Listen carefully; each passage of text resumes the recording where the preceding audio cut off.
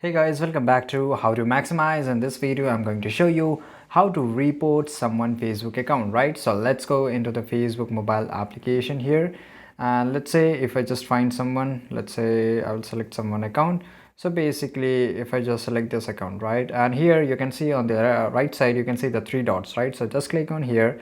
And after that, you can just click on the report profile, and basically after that you can just report someone, right? So basically you have to select that whether this account is fake account or fake name, anything. So for example, if I just select the fake account and I have to click on this submit, right?